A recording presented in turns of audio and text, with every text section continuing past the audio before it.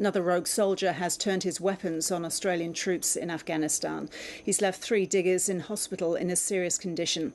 The shooter opened fire with an automatic weapon and a grenade launcher and then escaped from the patrol base. 2 Afghan soldiers were also injured in the attack. Afghanistan correspondent Sally Sarah reports. Well, this latest incident comes only 10 days after 3 Australian soldiers were killed and 7 were wounded in an attack in Kandahar province.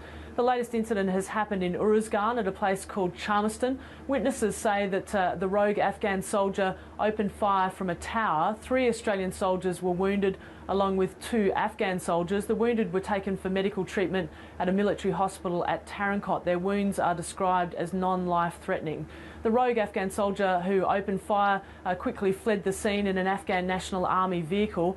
A major search operation is now underway to find him. Australian troops, Afghan troops and coalition forces are cooperating for this operation. Of course, this has happened at night time in Afghanistan in very rugged country, but Australian troops are certainly very determined to track down the gunman responsible for this latest attack.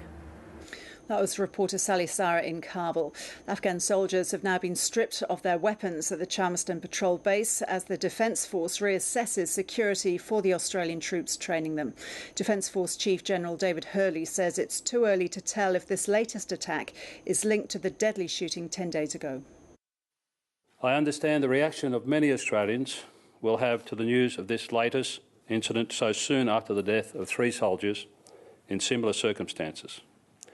However, it is too early to speculate whether the 2 incidents are linked.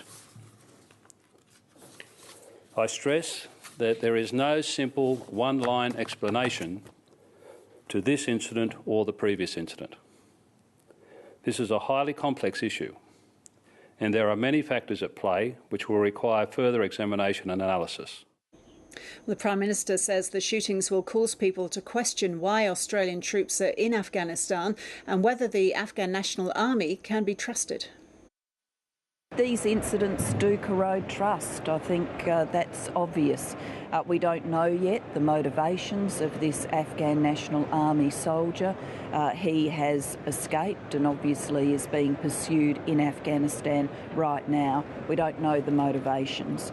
But I also know from meeting with our troops in my visit there earlier this week that our troops are highly motivated to see the mission through.